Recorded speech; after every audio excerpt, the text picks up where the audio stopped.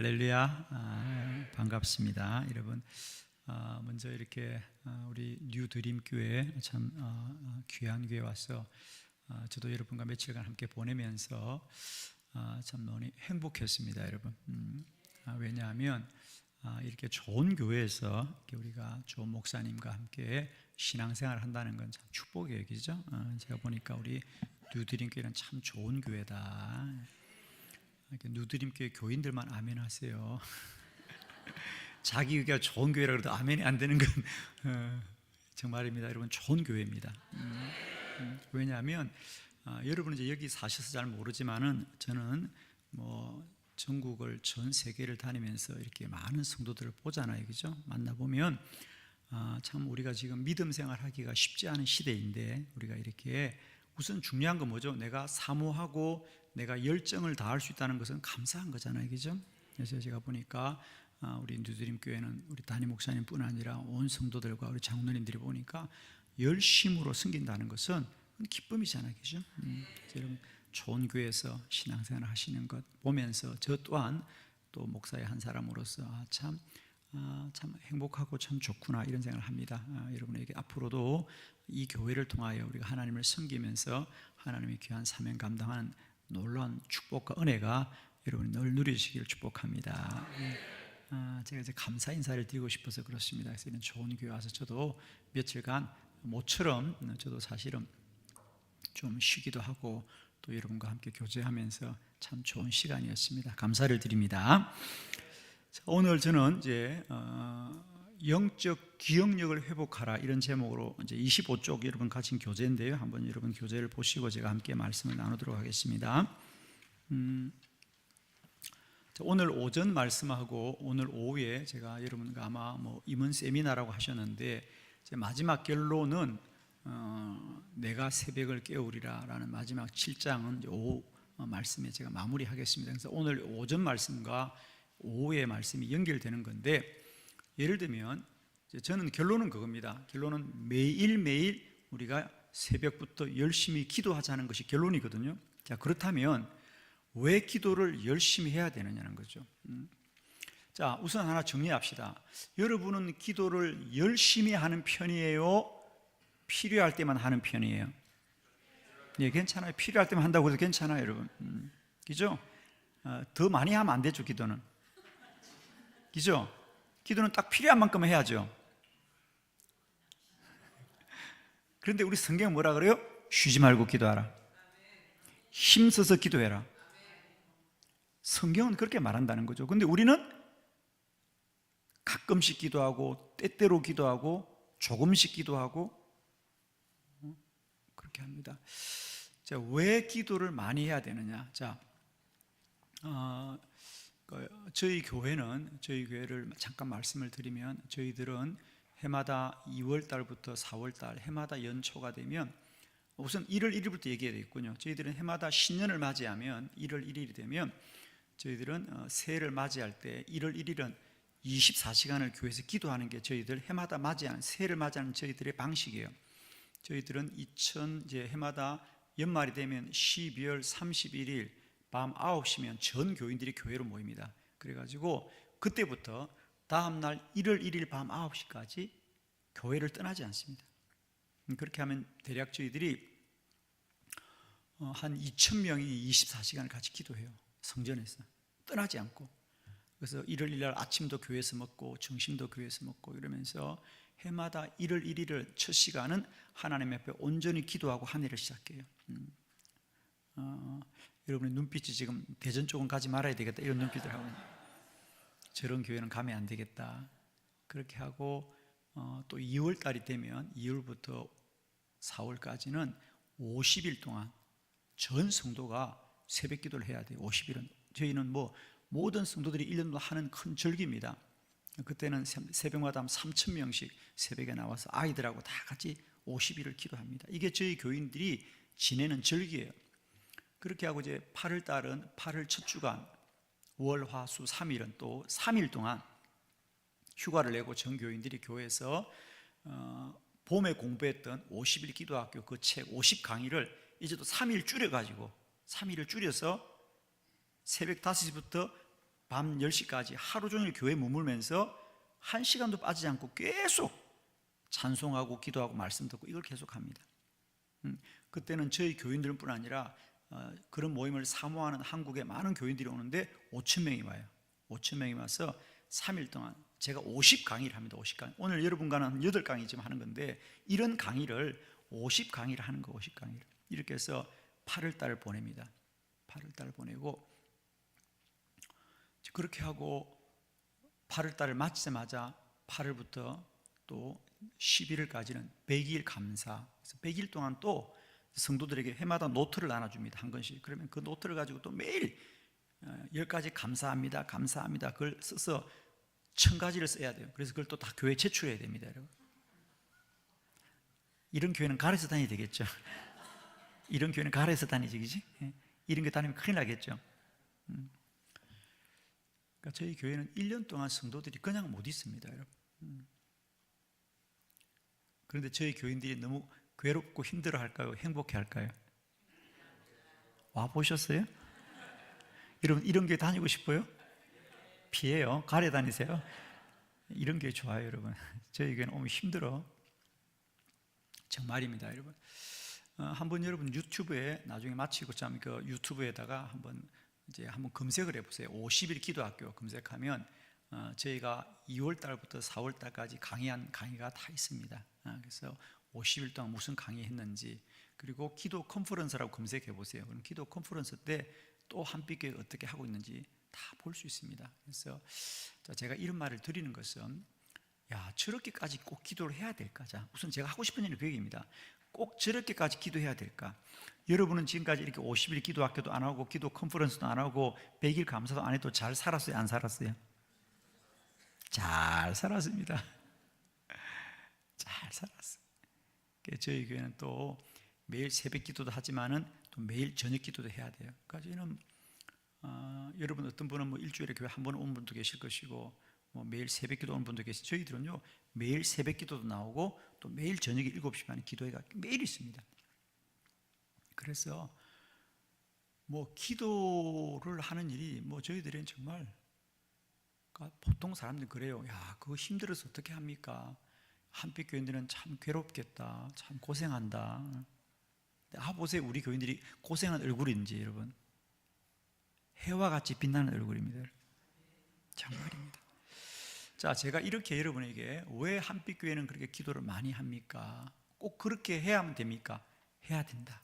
자, 우선 이것이 여러분과 저의 차이예요. 그래서 여러분이 아마 좀 꼭 그렇게까지 해야 되나, 기도를. 저는 해야 된다고 말하는 거예요. 그러니까 제가 목회를 하는 거죠. 해야 된다. 그럼 여러분은 질문이 있을 거예요. 아니, 지금까지도 기도 안 하고 잘 살았는데 꼭 그렇게 살아야 되냐고. 제가 묻습니다. 여러분 잘 살았어요? 정말 잘 살았냐고. 오늘 저는 영적인 기억력을 회복하자라는 주제를 가지고 여러분과 함께 기도를 이렇게 많이 하는 이유는, 그래야만이 우리는 기억력을 회복할 수 있다는 거죠. 자, 오늘 제가 신명기 말씀을 나누었는데, 신명기에는 여호와를 기억해라, 너희는 여호와를 잊지 말아라. 그래서 여러분 사실은 이스라엘 백성들도 저와 비슷해요, 생각이. 여러분 이스라엘 백성들도 1년을 그냥 살지 않잖아. 무슨 여러분 6월절 해마다 지금도 한 주간은 6월절을 지킵니다. 이스라엘 사람들은 지금도 6월절, 그 6월절 사건이 출애굽기 언제쯤 얘기입니까? 근데 지금도 이스라엘 백성들은 6월절 지킵니다. 한 주간 다 휴가예요, 그죠? 그리고 다 고향에 돌아가서 놀러 가는 게 아니에요, 휴가가 아니에요. 그때는 누룩이 들어간 음식도 먹지 않고, 그죠? 누룩도 다 버리고 가족끼리 모여서 매일매일 말씀을 보는 겁니다. 출애굽 때 하나님이 우리를 어떻게 구원하셨는가 말씀을 보는 겁니다. 또 10월 달이 되면 장막절, 초막절이라 그래서 또 한 주간을, 그때는 또 어떻게 합니까? 아파트에 살지 않고 초막을 지어가지고 불편하게 한 주간을 보내는 겁니다. 왜? 출애굽 때 우리 조상들이 이런 장막에서 살았다는 거죠. 이런 장막에 살아도 하나님이 우리 선조들을 다 구원하셔서 가나안에 인도해 주셨다. 오늘 우리가 이스라엘 땅에 이렇게 거주하는 것은 오늘 이렇게 된 게 아니고 하나님의 은혜로 된 거다. 하나님을 기억하라는 거예요. 그러니까 이스라엘이 이렇게 절기를 지키는 것은 다른 거 아니에요, 여러분. 고생하자고 하는 것이 아니라, 물론 고생이지만 그 고생을 통하여 하나님의 은혜를 기억하라는 거죠.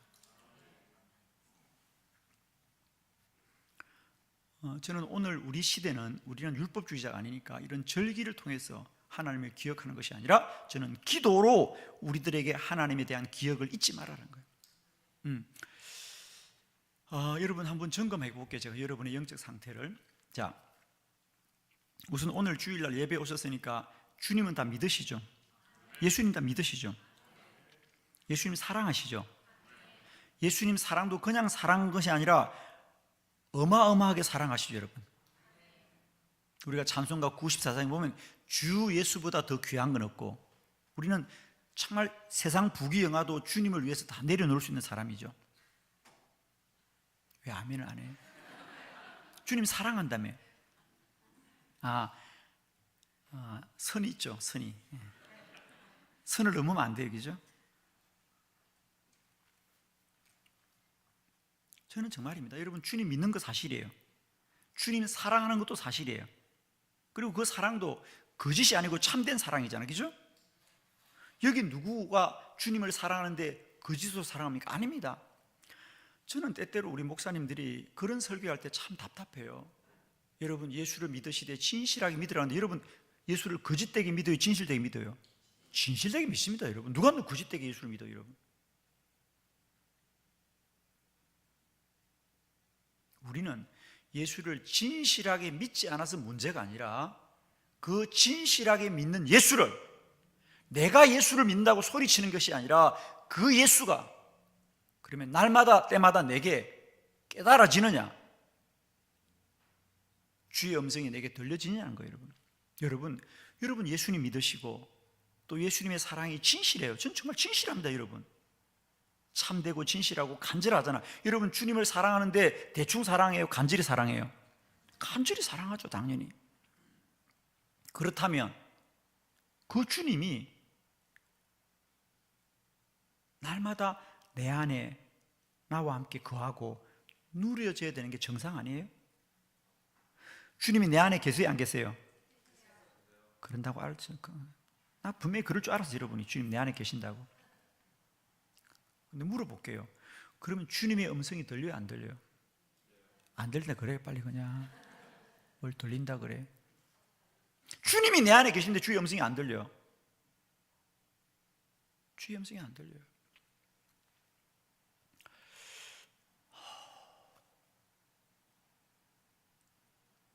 우리는 지금까지 예수를 믿으면서, 아니 신앙생활을 하면서 자꾸 이건 자책을 합니다. 내가 못났어, 내가 부족했어, 내가 믿음이 부족했어.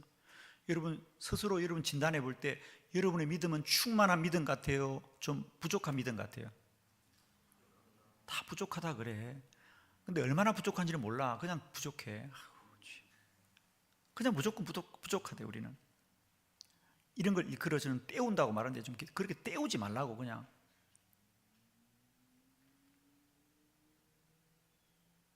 예를 들면 자식이 부모한테 야단을 맞습니다. 아버지가 아들을 야단칩니다. 그럼 아들은 아유, 예, 아버지 죄송해요, 잘못했어요. 말로만 죄송해요. 그럼 뭐가 죄송해요를 몰라. 뭐가 잘못했는데 몰라. 그냥 무조건 죄송하다 그러는 거야. 마치 우리가 하나님 앞에 모습이 그래요, 여러분. 그냥 늘 죄인입니다, 죄인입니다. 그런데 여러분 무슨 죄를 그렇게 많이 지었어요, 여러분? 무슨 죄를 그렇게 많이 지어서 매일 죄인이라 그래? 때우지 말란 말이야. 그냥 의례적으로 그냥 때우고 마는 거야. 난 부족해요. 교회 와서는 부족해요. 그렇다고 세상 나가면 부족한 게 아무도 없어. 그냥 얼마나 똑똑하고 잘났는데. 그냥 교회 오면 그냥 괜히 그렇게 부족합니다, 모자랍니다 이러는데, 신앙생활을 그렇게 때우지 말란 말이야. 그냥 때우지 말고 문제가 무엇인지를 알고 정말 내 한번 예수 믿고 사는 인생이 정말 주님이 내 안에, 내가 주님 안에 거하는 기쁨과 영광이 있기를 원한다는 거죠, 여러분. 정말입니다, 여러분. 지금 저는 우리들의 신앙생활은 정말 실타래처럼 다 꼬여 있는 거예요, 지금 사실. 어디가 문제인지 몰라. 그러나 우리가 낚싯줄이 매듭이 꼬여도요, 매듭을 풀면 돼요. 아무리 꼬여 있어도 매듭을 풀면 다 풀리거든요. 우리 신앙의 매듭은 어디서 풀려야 되느냐? 하나님에 대한 영적인 기억력이 회복된다. 즉 날마다 때마다 여러분에게 정말 내가 주님을 사랑하는 만큼 그 주님이 내 안에 계셔서 그 주의 음성이 들리기만 하면 나는 모든 매듭이 풀린다고 믿습니다. 주의 음성이 들리는데 왜? 그러면 그 음성대로 인도받으면 되는 거거든. 인도받으면 돼요. 사실 여러분은 그런 생각할 겁니다. 야, 주의 음성을 듣는 건 뭐 선교사님들이나 목사님들이나 혹은 뭐 은사를 받은 사람들이 하는 거 아니야? 라고 생각하고 이미 우리는 접어둡니다. 포기를 합니다. 나는 주일날 교회나 다니고 뭐 맡은 일이나 하고 그러면 되지 라고 생각하는데 아닙니다, 여러분. 우리는 반드시 주의 음성을 들어야 됩니다. 그런데 여러분 안 들립니다. 왜 안 들리느냐?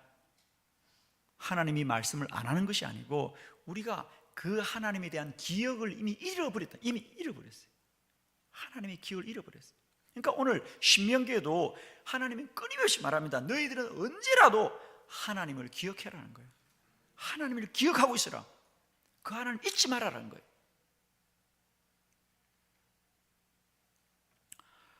제가 여러분에게 오늘 영화를 하나 잠깐 소개하려고 그래요. 중국 영화인데요. 장혜모 감독의 영화 5일의 마중이라는 영화입니다. 제가 영화를 뭐 거의 보지 않아요. 볼 시간도 없고 또 별로 즐겨하지도 않은데 제가 2013년쯤인가에 이 영화를 정말 한번 보고요. 1시간 내내 울었거든. 제가요. 한번 우선 잠깐 보도록 하겠습니다. 우리 5일의 마중 그냥 잠깐만 한번 소개 영상만 보고 제가 말씀을 드리겠습니다. 한번 보도록 하죠. 소개 영상. 중국의 고장 장예모 감독과 세계적인 배우 공리의 위대한 귀환. 이들이 7년 만에 만나 빚어낸 가슴 벅찬 감동 스토리. 문화혁명으로 인해 가슴 아픈 이별을 겪었던 부부.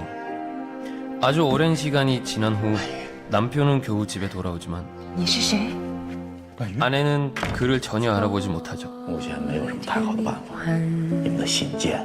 매달 5일이 되면 혼자 기차역에 나가 남편을 기다리는 아내. 그는 이미 돌아왔지만 아내는 여전히 과거 속에서 그를 기다립니다. 他给我写信了，说5号回来，又回来了。 네, 저 5일의 마중이라고 하는 영화는 중국의 문화 대혁명 때 아주 어려울 때의 한 가족의 어떤 아픈 이야기를 이제 그린 이야기거든요.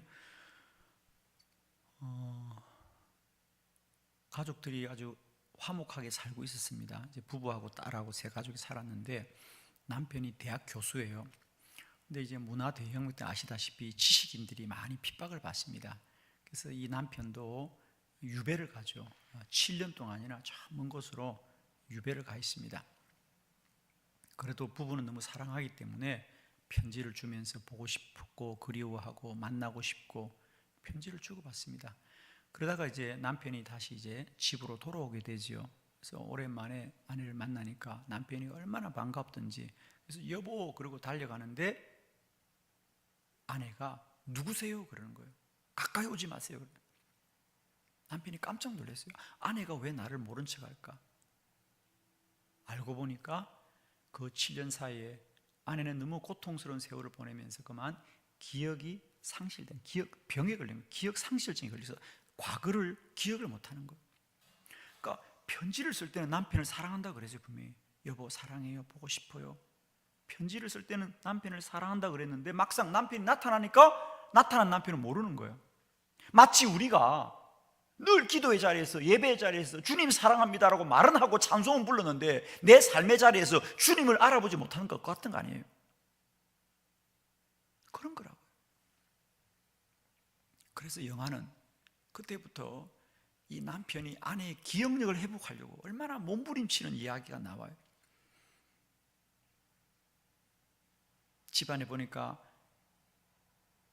피아노가 있어요. 그 전에 가족들이 함께 살 때 남편이 피아노 연주를 하고 같이 노래를 부르던 그 기억을 하면서 혹시라도 아내가 내 피아노 연주하는 모습을 보면 나를 기억할까? 그래서 피아노를 쳐요. 아내는 몰라 봐요. 또 거기 거실에 보니까 그동안 7년 동안 남편이 보냈던 편지가 다 쌓여 있고 얼마나 아내가 그걸 매일 읽어보았던지 손때가 묻은 편지가 있어요. 그래서 저 편지를 내가 직접 읽어주면 아내가 나를 기억할까? 편지를 읽어줍니다.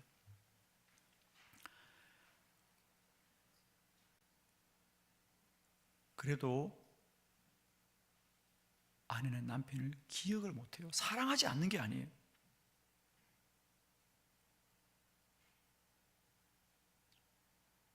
그래서 남편이 다시 편지를 씁니다. 그러니까 실물은 알아보지 못해요. 근데 편지를 쓰면 알아봐요, 여러분. 내가 5일에 기차역에 갈 것입니다. 그리고 남편이 기차역에 먼저 갔다가 마치 방금 도착한 기차에서 내린 척하고 아내 앞을 갑니다. 아내는 남편이 온다고 가슴에다가 남편의 이름 유연서라고 쓰고 이렇게 남편을 기다리고 있어요. 남편이 자기 앞을 지나가서 아내를 쳐다봐도 아내는 여전히 먼 산을 바라보면서 다른 누군가를 기다리고 있는 거예요. 아내는 그렇게 해서 매달 5일이 되면 어김없이 기차역에 가서 남편을 기다립니다. 남편이 이미 왔는데. 그리고 그 아내는 그래서 해마다 이미 자기 곁에 온 남편을 아직도 기다리고 있어요. 그러다가 영화의 마지막은 끝내 만나지 못하고 그 아내가 머리가 허연 할머니가 되어서 그냥 끝나는 그런 참 쓸쓸한 이야기죠. 스필버그 감독은 그 영화를 보고 1시간 내에 울었다는데 사실 저도 울었어요. 저는 울었던 이유가 다른 이유가 아니고요, 그 부부의 안타까움이 아니고 저는 그때 그 영화를 보면서 참 제가 목사여서 그런지 모르지만은 저는 갑자기 그때 요한계시록 3장 20절 말씀이 기억나더라고요. 그 영화를 보는데 어두운 영화관에서 우리 요한계시록 3장 20절을 보면 볼지어다 내가 문 밖에 서서 두드리노니 누구든지 내 음성을 듣고 문을 열면 나는 그에게로 들어가 그와 더불어 먹고 그는 나와 더불어 먹으리라는 그 말씀이 갑자기 그때 기억나는 거예요.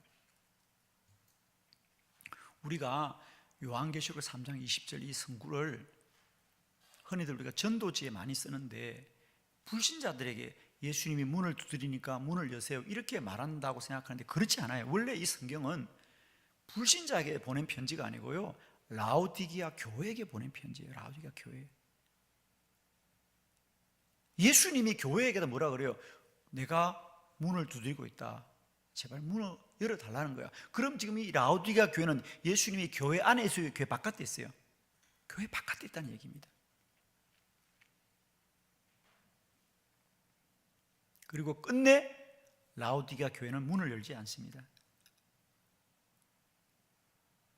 오늘 이 시대 우리들의 교회는 주님은 이 땅에 계시지 분명히. 근데 그 주님이 우리 교회 안에 계실까 바깥에 계실까? 아니 주님은 내 안에 계실까 바깥에 계실까? 주님은 오늘도 우리의 문을 두드리고 있어요. 공동번역에 보면 볼지어다 라는 이 구절이 들으라 되어 있습니다. 들으라, 제발 내가 문 두드리는 소리를 들으라 그렇게 되어 있습니다. 여러분은 때때로 주님이 왜 내게 말씀하지 않나고? 아니에요. 주님은 오늘도 우리에게 말씀하고 있는데 우리가 듣지를 못한다는 거예요. 그건 우리가 안 듣겠다는 것이 아니고 듣고 싶어도 들을 수 있는 기억력이 없는 거예요. 여러분, 이 부부가 사랑해요. 여러분, 남편도 아내를 사랑하고 아내도 남편을 사랑해요. 사랑하지만 그 사랑이 이루어지지 않는 것은 사랑하지 않았어가 아니고 그 사랑이 진실하지 않았어가 아니고 무엇이 없어서? 기억력이 없어서 그런 거예요. 오늘 우리들의 신앙도 마찬가지예요. 여러분, 우리는 자꾸만 내가 내 안에 주님이 느려지지 않고 주님의 음성이 안 들리는 걸 자꾸 우리는 내가 믿음이 부족하다는 내 자책으로 가는데 자책으로 가지 말자는 거예요. 여러분, 잃어버린 기억력을 회복하려고 몸부림을 쳐야지. 그 기억력을 깨우는 길이 뭐냐? 기도라는 거예요. 그게 기도라는 거예요. 왜? 우리가 몸도 기억력을 잃어버릴 때가 있어요. 몸도. 이게 무슨 말이냐면 우리가 사고가 나서 팔을 다쳤어요. 그죠? 뭐 뼈가 부러지든지 다치면 기부스를 하죠. 한 달이나 2달 기부스를 하면 뼈가 붓겠죠. 몸이 나았어요. 그럼 기부스를 풀면 팔이 움직이지 않아요. 굳어졌기 때문에. 몸의 기억력도 굳어진다고. 그럼 어떻게 하면 됩니까? 물리치료 받으면 돼요.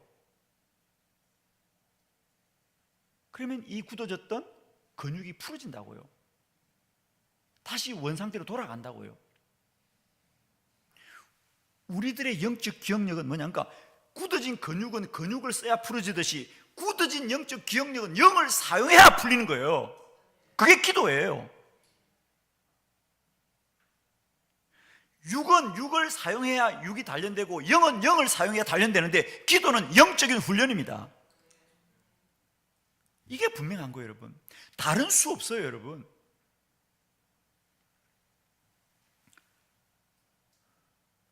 우리는 자꾸 뭘 공부를 많이 한다고 생각하는데 저는 솔직히 말씀드리면 여러분이 영적인 서적을 많이 보는 것도 도움이 되지만 그게 본질은 아니에요, 여러분. 도움은 돼, 본질. 그러니까 여러분 제발 부탁합니다. 영적인 서적을 많이 본다고 지식은 많아지지만 영이 충만해지는 건 아니라는 거야. 무슨 말이냐?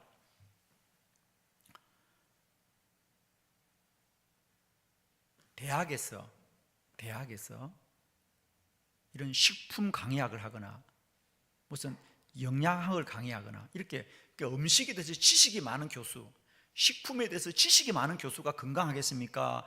서울로, 한국으로 말하면 저 지리산 골짜기 산골에서 박사학위도 없고 영양학도 하나도 모르지만 비타민이 뭔지도 칼슘이 뭔지도 모르고 단백질이 뭔지도 모르지만 그냥 산골에서 신선한 야채와 나무를 먹고 사는 할머니가 더 건강하겠습니까?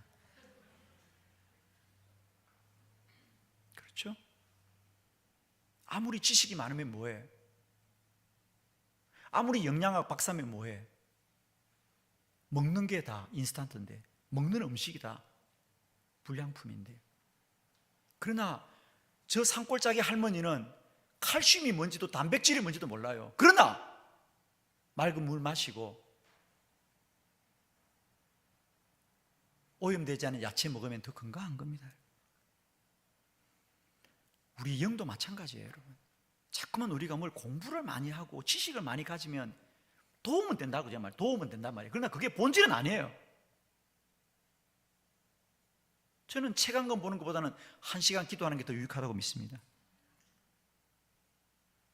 식품을 공부하는 것보다는 좋은 식품을 먹는 게 몸에 유익하잖아요, 여러분. 기도는 그런 거예요, 여러분.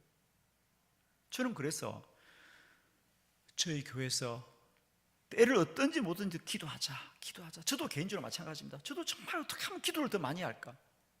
여러분들 어떻게 하면 빠질까 생각하지만 저는 어떻게 하면 기도할까 생각해요. 여러분들 어떻게 하면 눈치껏 그냥 하려고. 여러분 정말입니다. 저는 이번 집회를 마치면 여러분에게 기도에 관한 거룩한 열망이 있기를 축복해요. 더 기도하고 싶다. 더 기도하고 싶다. 제가 왜 그렇게 저희 교회에서 1년에 2번에 이렇게 24시간 기도를 하냐? 저는 정말이다. 온전히 좀 기도하고 싶다. 온전히 기도하자. 그래야 우리의 기억력이 회복된다는 거야. 기억력이 회복돼요, 여러분. 어느 날 여러분의 인생에 하나님의 음성이 들리기 시작하면요, 우리 신앙은요 이렇게 부담이 되고 뭐 이렇지 않아요. 사람들이 자꾸 그래. 뭐 주일하면 부담된다 그러는데 부담이 아니라 영광스러워야 되지 않겠어요? 그래서 저는 여러분에게 와서도 기도를 많이 하자고 외치는 것은 단순히 기도를 많이 시키려고 하는 것이 아니라 기도 외에는 우리의 잃어버린 영적 기억력이 회복될 길이 없는 거예요, 여러분. 꼭 기억하세요. 굳어진 육은 육으로 풀어야 되고 굳어진 영적 기억력은 영으로 풀어야 된다는 거예요. 어쨌든 기도를 많이 해야만이 영적 기억력이 살아납니다. 그러면 어떤 일이 벌어지느냐? 하나님의 음성이 들리기 시작할 거예요. 저도 처음에 기도를 공부할 때 하나님의 음성을 듣는 게 뭐냐는 게 참 아득했습니다. 아득. 그리고 좀 부러웠어요. 하나님의 음성이 들리는 게 뭘까? 그런데 저도 어느 날 주의 음성이 들리더라고요. 자, 제가 하나님의 음성을 듣고 사는 것이 어떤 것이고 왜 백웅영 목사는 저렇게 하나님의 음성 듣기 위해서 자기를 구별하려고 하느냐? 제가 잠깐 제 얘기를 좀 소개하면서 저는 지금도 마찬가지입니다. 내가 지금도 할 수 있거든. 더 깨어서 기도해야지. 왜? 하나님의 음성을 알아들어야 되겠다니까. 오늘도 주님은 내 문을 두드리고 있거든요. 근데 내가 잠들지 말아야지. 내가 주의 음성을 놓치지 말아야지. 그러기 위해서 나는 더 깨어 기도해야 되겠다. 더 깨어 기도해야 되겠다. 자, 제가 기도를 경험한 저의 삶을 좀 말씀드릴게요. 사실 저는 지금 올해로 한 33년 차 이제 한국에서 감리교 목사로서 목회를 하고 있습니다. 저도 처음에는 시골의 이런 작은 교회에서 개척을 했습니다. 29살 나이에 아무런 경험도 없이 신학교 졸업하자마자 그냥 개척을 했어요. 그러니까 얼마나 무모합니까? 무모하고 그런 개척이었어요. 그런데 하나님의 은혜로 하나님이 정말 그 목회를 축복해 주셔서 제가 29의 시골에 그냥 10평 6만 원 월세를 주고 개척한 교회인데 하나님께서 10년 만에 저희 나이 39에 그 교회가 건축을 하게 되었어요. 건축을. 그래서 이제 정말 반듯한 교회가 되었습니다. 제가 그때 목회하던 경남 거창에는 그 읍내 사람들 다 모아도 그냥 3만 명이에요. 예수 믿는 사람이 3만 명이 아니고 그냥 사람들이 3만 명이에요.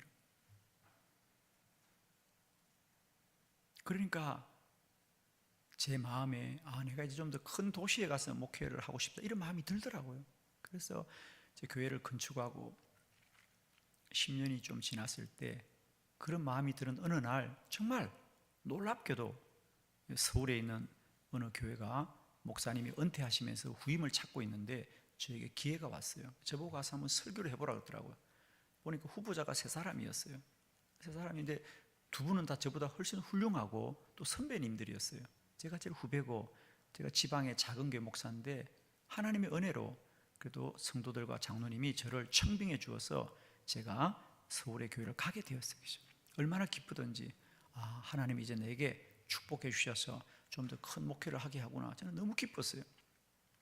가족들도 기뻐하고 그리고 이제 교회에다가 이야기했습니다. 이제 12월 달 연말에 당회를 다 마치고 사실은 제가 내년에는 서울의 교회로 부임하게 되었습니다. 그러니 여러분 이제 후임을 우리 장로님을 중심으로 해서 후임 목사를 여러분들이 청빙하셔야 됩니다. 이렇게 얘기했어요.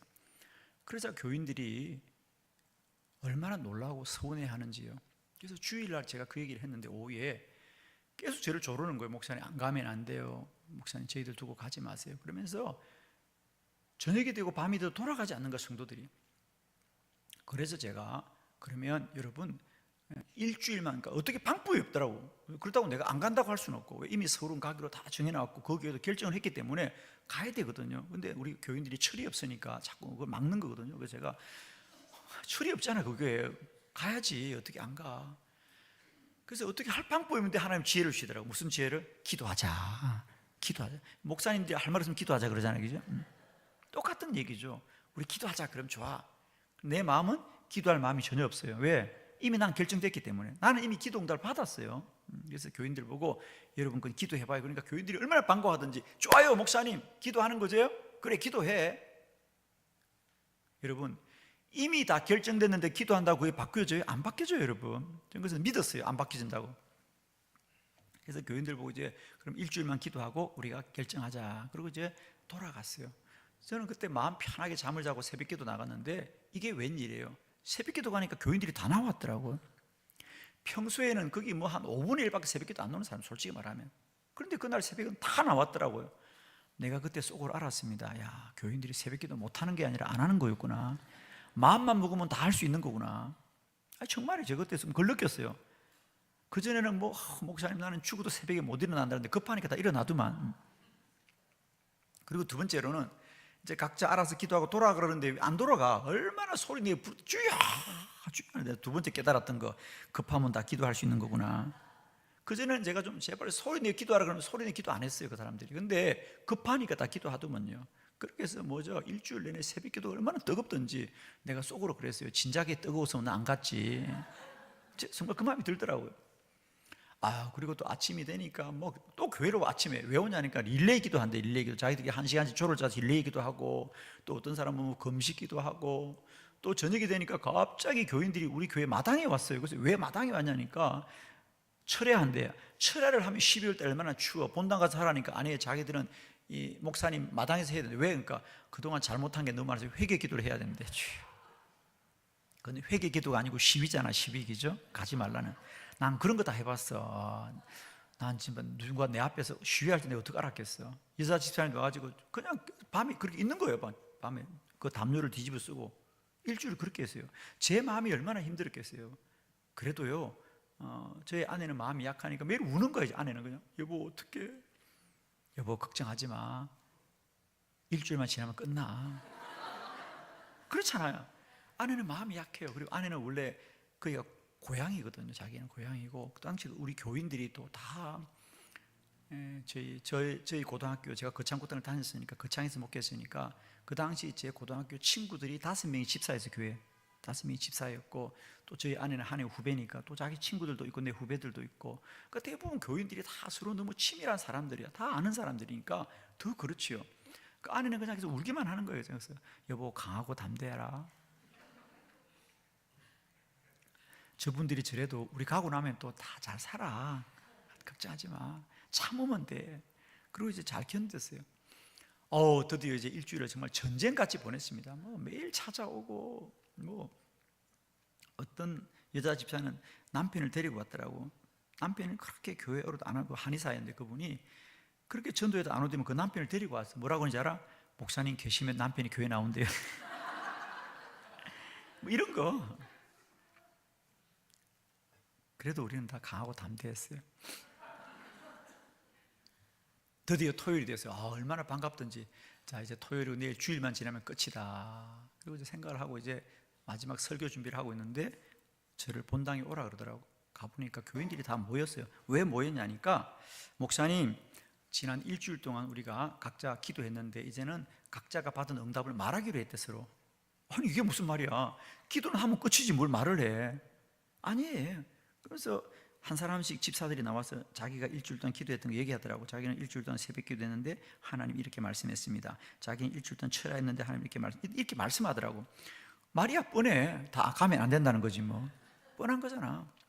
거의 90%가 목사님이 서울 가는 건 주의 뜻이 아닙니다. 그건 시험입니다. 여기 계셔야 됩니다. 정말이에요.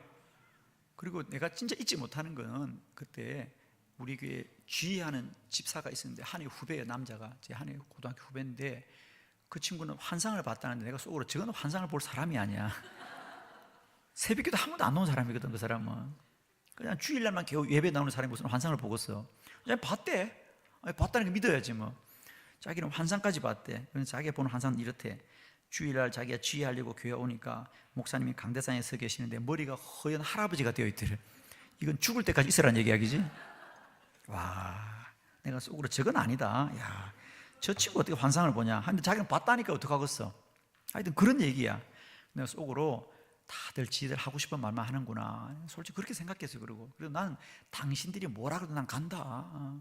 당신이 환상을 보든 뭘 보든 난 간다 그랬어요. 정말입니다. 마지막 저의 순서가 되었어요. 제게 마이크를 주더라고요. 목사님도 말씀하시라고요. 난 말할 게 뭐가 있어요. 난 가는 거지. 내가 마이크를 붙들고 나는 이랬고 저랬고 해서 가야 된다고 말을 하려고 마음 먹고 마이크를 잡는 찰나예요, 여러분. 그런데 참 신기해요, 여러분. 그 집사님이 제게 마이크를 주는 찰나에 제가 이제 마이크를 잡고 이러는데 주님이 내 마음에 말씀하시더라고요. 첫 번째 말씀. 백목사야, 너는 나의 종인데 너의 꿈이 큰 교회 목사가 되는 게 꿈이냐 그러더라고. 아니 그게 말이 돼요, 여러분. 내가 목사가 어떻게 큰 교회 목사가 꿈이야. 주님께 충성하는 게 꿈이지, 그죠? 여러분, 목사님들은 절대로 큰 교회 목사가 꿈이 아니에요. 왜? 아니야? 아니 우리는 아골골짝 빈들에도 가게 돼 있어.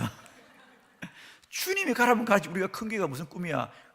다만 큰 교회에서 오라니까 가는 거지 내가, 기지? 말은 그렇잖아. 큰 교회가 오라해서 가는 거지 내가 큰 교회로 간 건 아니잖아. 맞죠? 제가 틀린 거 아니죠? 내가 뭐 그렇게 굉장히 막 타락한 사람입니까? 내가 그렇게 막 욕망주의자입니까? 아니죠. 저 정말 하나님 앞에 정직하게 살았거든요. 그래서 내가 주여 아닙니다. 큰 교회라서 가는 게 아니고요, 큰 교회에서 오라 그래서 가는 거지요. 틀린 말 아니지? 그리고 그냥 하나님이 돌아가면 얼마나 좋겠어, 패스하면. 근데 주님이 다시 한번 묻는 거야. 마치 베드로에게 3번 묻듯이 말입니다. 네가 나를 사랑하느냐? 베드로가 얼마나 답 잘합니까? 사랑합니다. 나가 사랑하느냐? 사랑합니다. 베드로가 똑같이 나와 같은 거야. 난 대답 잘했지. 큰 교회에서 가는 게 아니고 큰 교회 불러서 가는 거니까. 내가 틀리지 않았잖아. 그리고 지나가면 얼마나 좋았을까. 주님이 또 묻는 거야. 백목사야, 야, 너는 서울이 그렇게 가고 싶냐? 서울이 오라 그래서 가는 거냐? 아닙니다. 하나님, 내가 왜 서울이라고 가겠습니까? 서울에서 오라 그러니까 가는 거죠. 근데 사람이 그렇더라고요. 말은 틀리지 않았는데 내 마음이 왠지 들킨 것 같아. 사람이 그렇잖아. 늘 알죠? 말은 되는데 마음은 안 되잖아, 그지? 말은 되잖아요, 여러분. 내가 서울로 가고 싶어서 오라 해서 가는 거지, 내가. 그런데 사람이 그렇더라고요. 그 찰나에 주님이 아무 말씀 안 했는데 왠지 내 마음에 주님이 원치 않는구나. 주님이 내가 서울 가는 거 원치 않는구나. 저는 정말 그때까지만 해도요, 내가 서울 가는 게 하나님 뜻을 의심하지 않아요. 솔직히. 왜? 하나님의 뜻이 아니면 세 사람이 이렇게 설교할 때 내가 떨어져야 되잖아. 그죠? 하나님의 뜻이면 내가 떨어져야 되잖아. 근데 내가 됐단 말이야. 그럼 하나님 뜻이 아니에요. 왜 말을 안 해? 나는 믿어 의심치 않았어요. 나 같은 사람이 그곳에 갈 수 없는데 내가 그곳에 청명을 받은 건 하나님 뜻이라고 믿었어요, 솔직히. 그런데 이게 웬일이에요? 하나님이 기뻐하지 않는구나. 그래서 제가 그 찰나에 결정했습니다. 마이크를 잡고 저도 지난 일주일 동안 기도했는데 제가 서울 가는 건 하나님이 원치 않는 일입니다. 제가 여러분 여기서 남아서 목회하겠습니다. 그랬어요. 그러니까 교인들이 그냥 야호 그러고 그냥 얼마나 환호를 치르든지. 그들은 좋아하지만 나는 죽었지 뭐 그때. 그러고 나니까요, 앞으로 막막하더라고요, 여러분. 왜? 사람이 마음이 떠났잖아요. 나도 인간인데.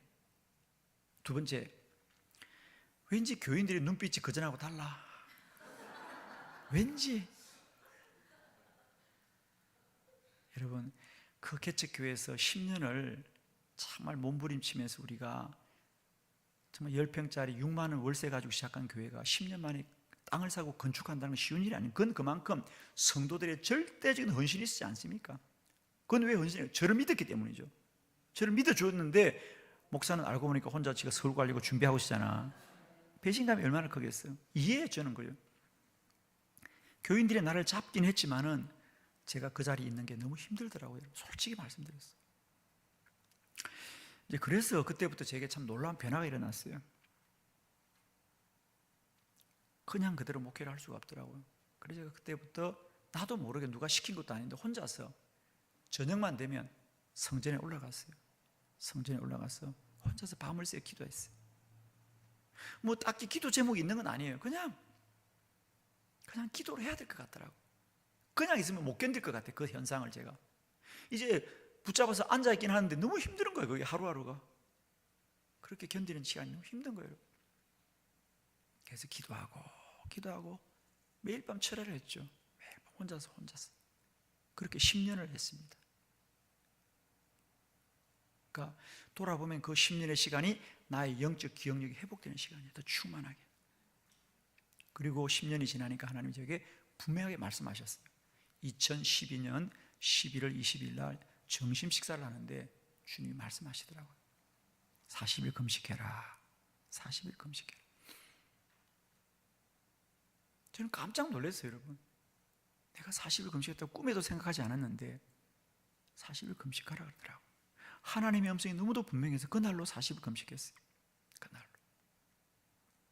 그리고 제가 기도하면서 하나님께 물었어요. 하나님, 왜 40일 금식을 하게 해요? 주님, 제가 뭘 기도할까요?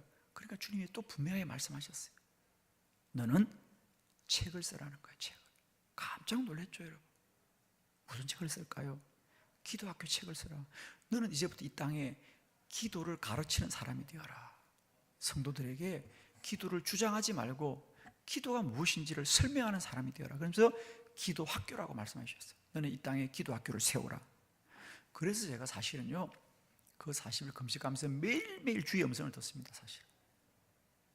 그리고 제가 다 워드를 합니다. 직접 제 손으로 다 원고를 쳐서 40일 기도가 끝나기 전에 책이 나와요. 신기하죠? 여러분, 40일 금식 한번 해봐요. 가만히 앉아서 금식하는데 죽을 조각이야. 보통 목사님들이 40일 금식하는 것도 힘겨워해요. 근데 저는 책을 썼다니까, 그 기간에. 왜? 주의 음성을 들었기 때문에.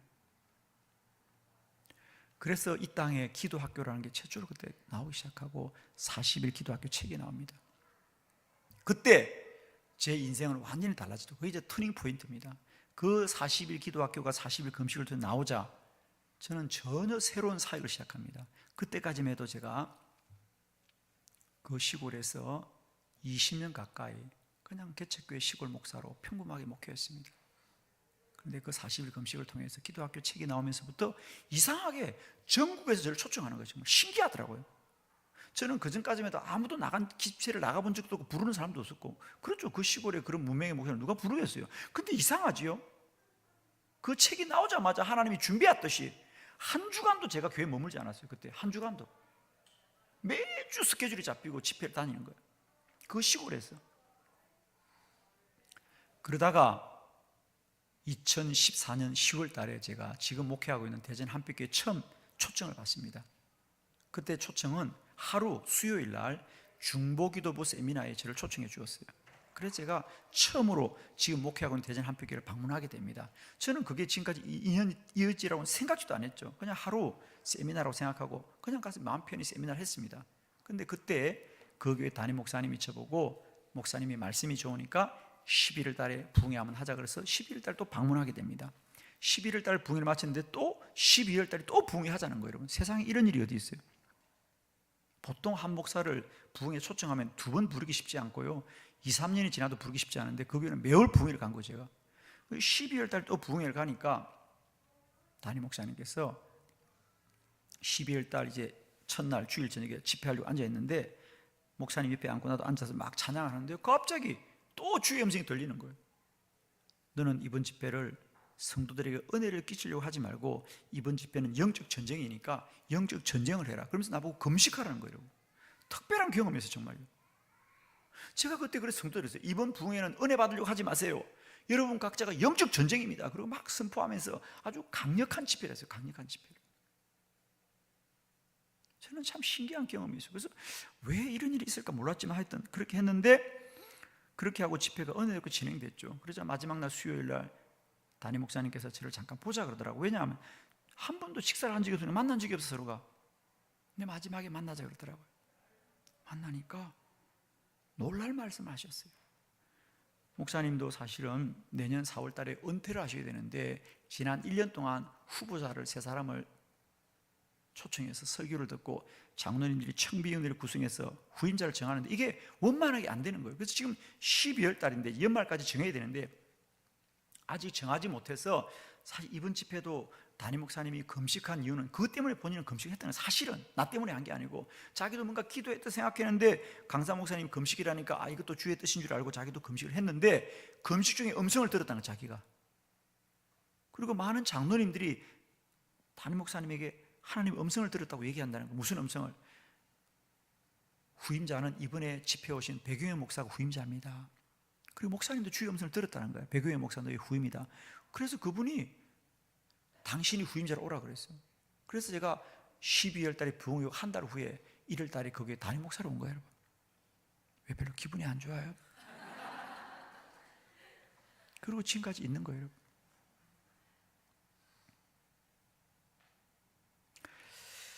제가 돌아보면 만일에 내가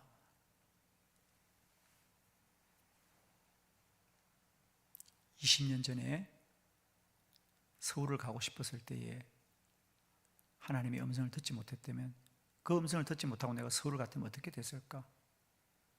그리고 내가 40일 금식하라는 그 찰나의 음성을 듣지 못했다면 어떻게 됐을까? 또 내가 한빛교회 부흥회 왔을 때 금식하라는 주의 음성을 듣지 못하고 내가 그냥 내 마음대로 했다면 어떻게 됐을까? 저는 지금도 기도하려고 애쓰는 건 다른 거 아닙니다, 여러분. 복을 바꿔줘 기도하는 것도 아니고 무슨 능력을 주라고 기도하는 것도 아닙니다. 저는 지금도 기도하는 것은 내 영적 기억력이 사라지지 않게 해주시옵소서. 저는 지금도 두려운 건 그겁니다. 정말입니다. 내가 목사로 두려운 건 아무도 부딪히지 않습니다. 나는 뭐 목회가 힘들고 이게 두려운 거 아니까, 제가 가장 두려운 건 뭐냐? 어느 날 내게서 주의 음성이 떠나가면 어떡하나? 어느 날 내게서 주의 음성이 떠나가버리면 어떡하나? 이게 두려운 겁니다. 그래서 저는 더욱더 깨어서 기도하려고 몸부림칩니다. 사실은 제가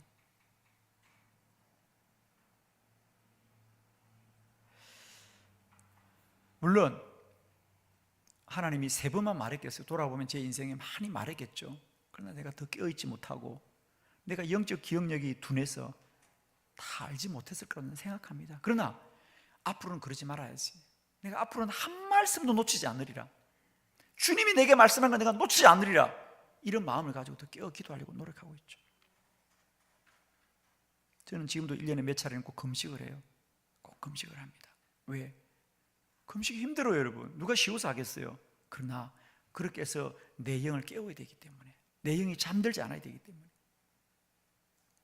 다시 원론으로 돌아갑니다. 제가 첫 시간 말씀드렸습니다. 기도는 우리 안에 두 가지 정신이 있다. 객관적 정신이 있고 주관적 정신이 있다. 우리는 지금까지 객관적 정신을 따라 삽니다.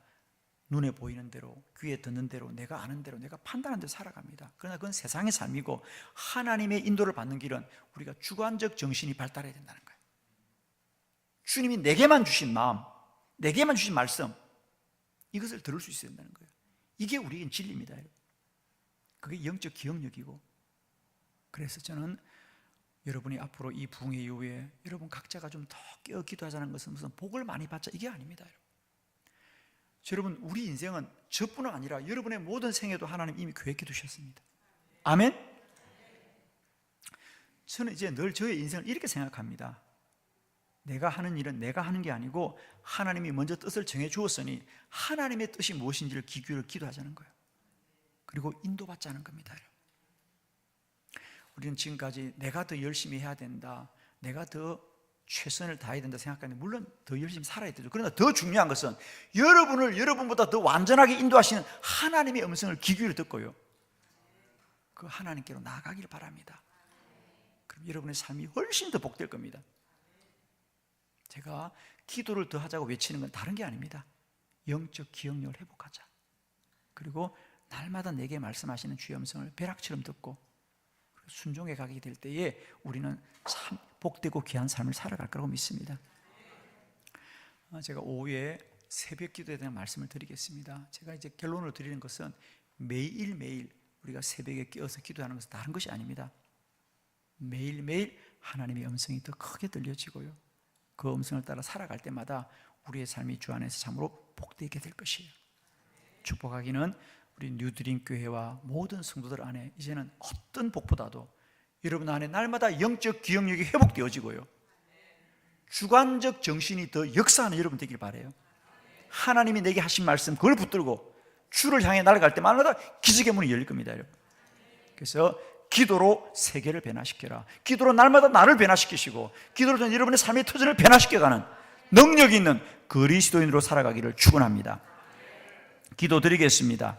하나님, 오늘도 우리의 마음 문을 두드리는 주의 음성을 크게 듣게 하여 주시옵시고, 주님이 내 안에, 내가 주님 안에 가는 복된 은혜가 누려지게 하여 주옵소서. 근본 성회를 통하여 우리 모두가 영적 기억력이 회복되게 하여 주시옵시고, 날마다 때마다 살아계신 여호와의 음성이 벼락처럼 들려지는 우리 모두가 되게 하여 주옵소서. 예수님의 이름으로 축복하며 기도드립니다. 아멘.